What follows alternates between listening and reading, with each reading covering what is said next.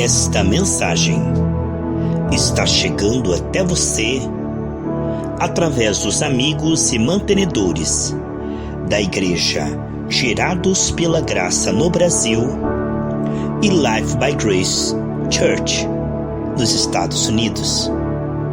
Que a graça de Deus, a virtude, o Shalom do Senhor inunde o seu coração agora, em nome de Jesus.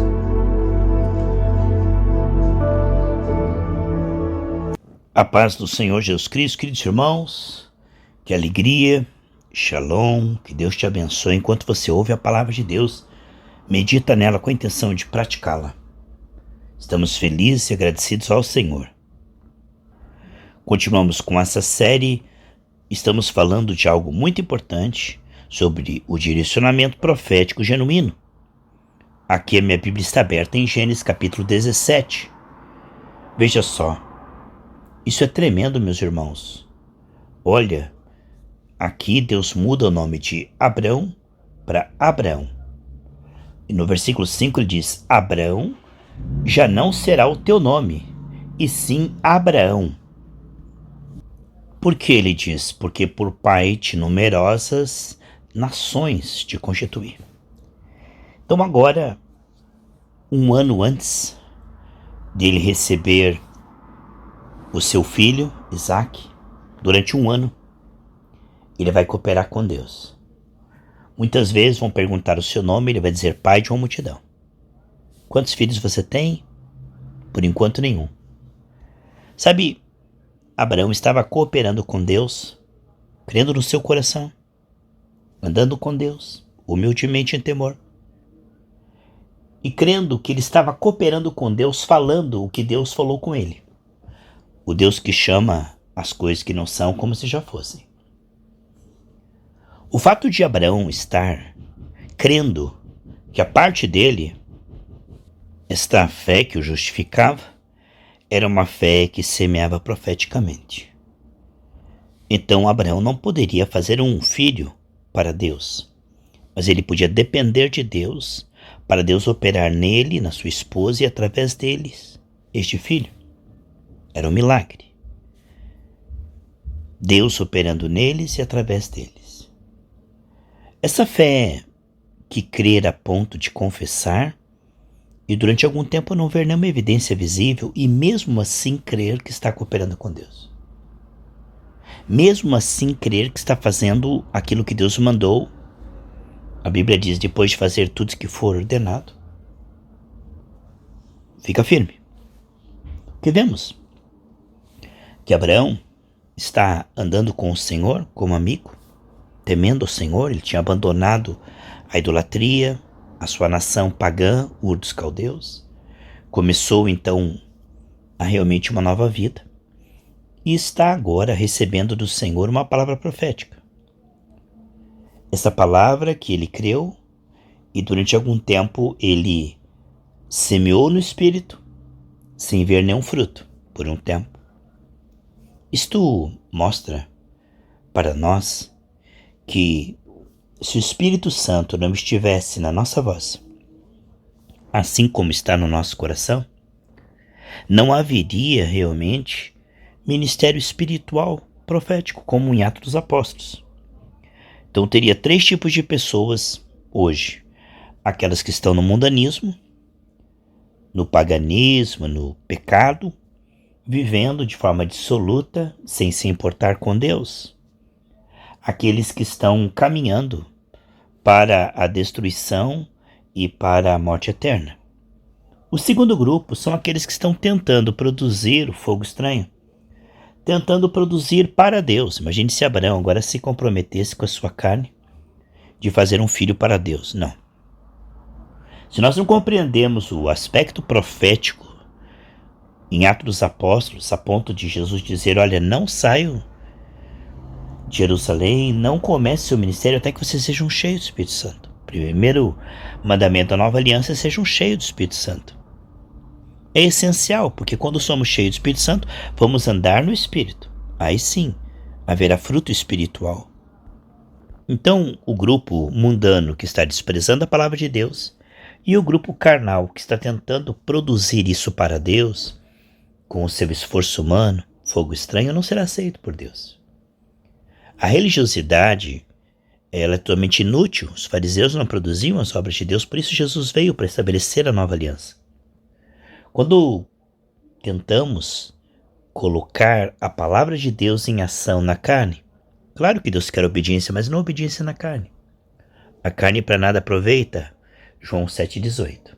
Quando vemos que aqueles que estão procurando produzir um evangelho mental, intelectual, psicológico apenas, um evangelho de nós para nós mesmos, um evangelho totalmente na horizontal, só de homens para homens, de alma para alma, algo produzido pelo suor, algo produzido pela raça humana caída, é realmente obras de feno, palha.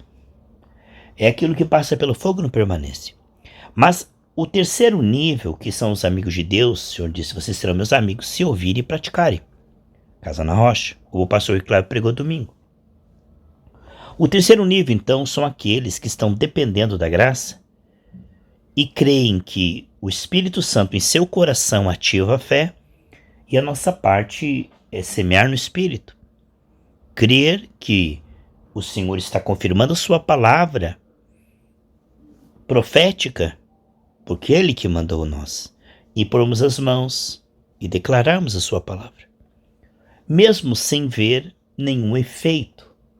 Aqui está a perseverança dos santos. Gálatas 6,9 diz que nós teremos uma grande colheita, se não desanimarmos, se não desistirmos. Agora veja, o fato de você crer que Deus está no seu coração e na sua voz, para a glória do Senhor, e se firmar nisto, mesmo sem ver nenhum fruto visível por um tempo, como o lavrador que coloca semente e na estação própria dá o fruto, é um desafio. Nós podemos ver que o próprio Abraão, ele, quando Deus prometeu para ele que ia dar um filho, ao invés dele esperar que Deus fizesse isso, ele acabou tentando produzir na carne e foi rejeitado aquilo.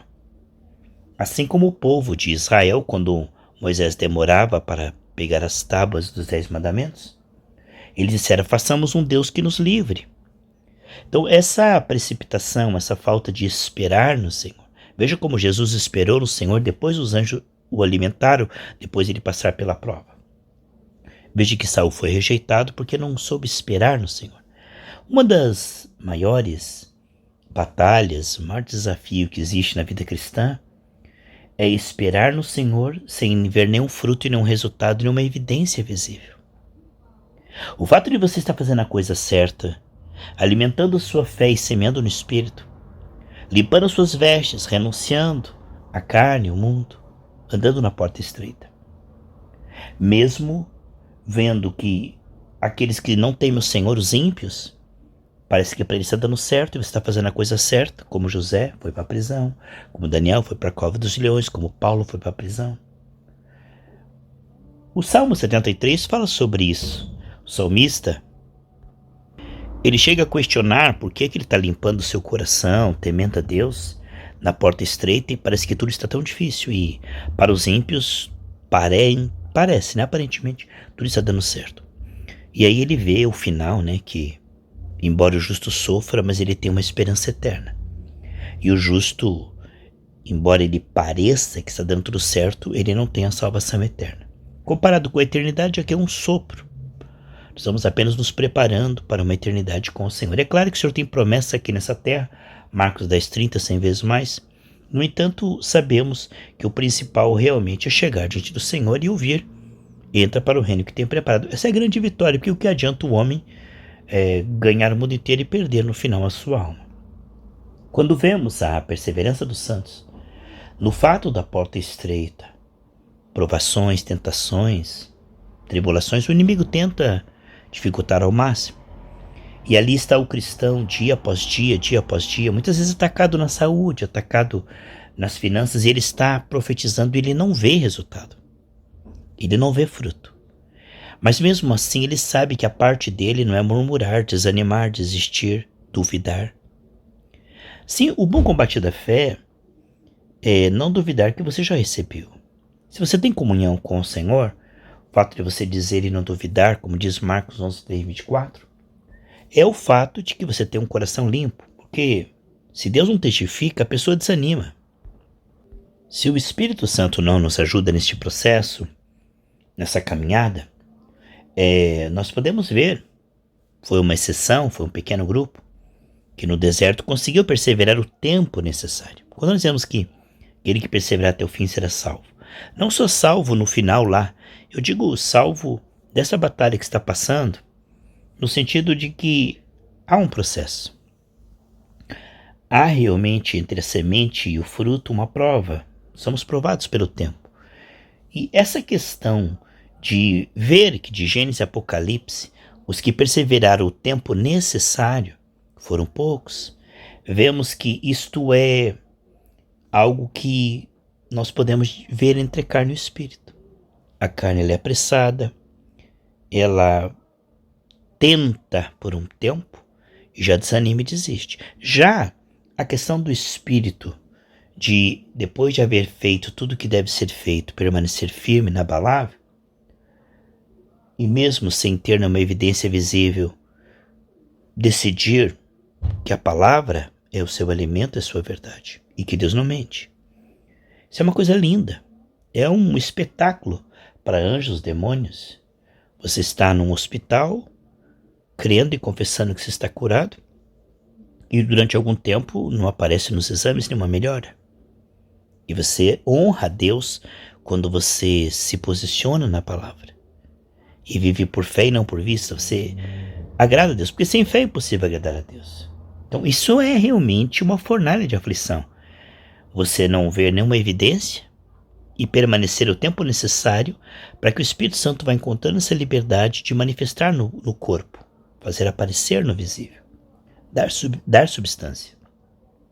O que você vê então é que as pessoas se escandalizam. Jesus diz, bem-aventurado aquele que não se escandaliza. Quando vemos o direcionamento profético daqueles que continuam crendo que estão curados e confessando, creem que estão realmente providos, que Deus proveu na cruz, dos cestos cheios, mesmo quando estão desempregados ou com boletos vencidos, creem que são santificados, mesmo quando estão lutando contra o pecado, o vício, e realmente lutando contra o pecado de todo o coração, com sinceridade, apresentando a cada dia o seu coração ao Senhor.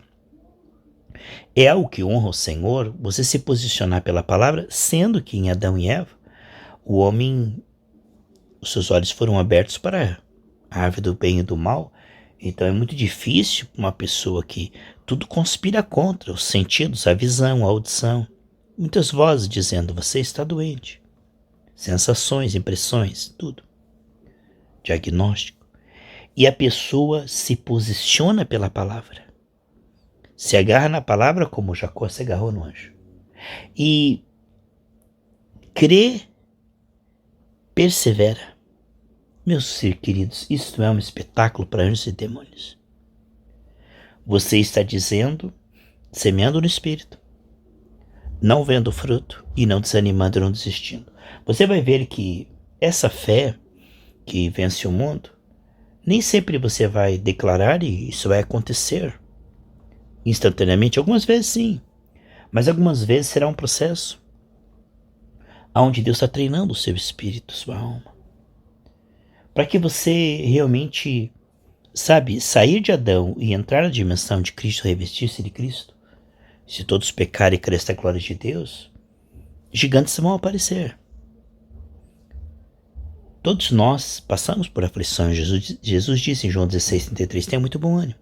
Lá no Salmo 34:19 diz que muitas são as aflições do justo, mas o Senhor livra de todos. Quando vemos este fato de que todos enfrentamos gigantes, seja na saúde, nas finanças, na família, e que a Bíblia fala que 3/4, são terra ruim, só terra boa que vai produzir a 100 por 1.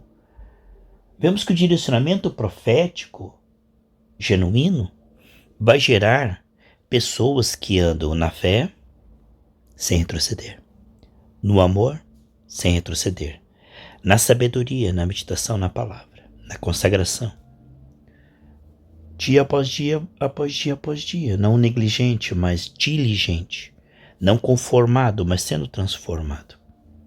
Quando você vê essa porta estreita de uma pessoa que está sendo atacada na saúde e decide que está curada, porque a Bíblia diz que pelas suas pisaduras eu fui sarado, e persevera durante esse processo, sem se escandalizar, sem murmurar, sem desanimar, sem desistir. Mas passa pelo processo o tempo que for necessário, porque algumas pessoas vão enfrentar, durante um longo período, uma luta nessa área. E é um mistério, porque algumas são curadas instantaneamente, outras demoram um tempo. Não cabe a nós questionar, mas sim lutar até que o gigante caia. E você está jogando as pedras e ele não caiu, mas você sabe que foi chamado para jogar pedras. E você está jogando pedras, está fazendo a coisa certa, você não pode se culpar por isso.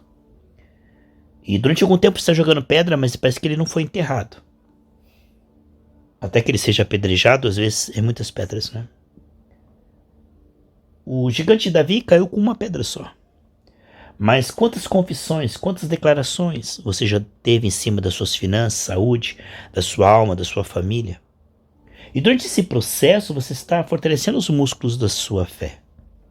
Como uma pessoa que força o seu braço contra uma árvore. Uma vez alguém foi chamado para se fortalecer e alguém disse para ele: eu quero que você fique empurrando essa árvore. E era um carvalho que ele não podia derrubar. E ele começou a empurrar aquela árvore durante semanas e a árvore não saía do lugar. Ele disse: olha, isso é inútil. Então o homem falou para ele: olha para os seus músculos. Enquanto você estava forçando a árvore, você estava se fortalecendo. Assim, na vida cristã, Abraão foi abençoado? Foi. Foi abençoado em tudo, na saúde, nas finanças, na família. Mas o principal, enquanto ele exercitava essa comunhão com o Senhor, ele virou amigo de Deus. Então, por isso que somos mais que vencedores. Não é só pelo fato de recebermos isto ou aquilo, ou ministrarmos, mas sim o fato de estarmos ficando parecidos com o Senhor, de estarmos perseverando e se tornando cada vez mais amigos do Senhor.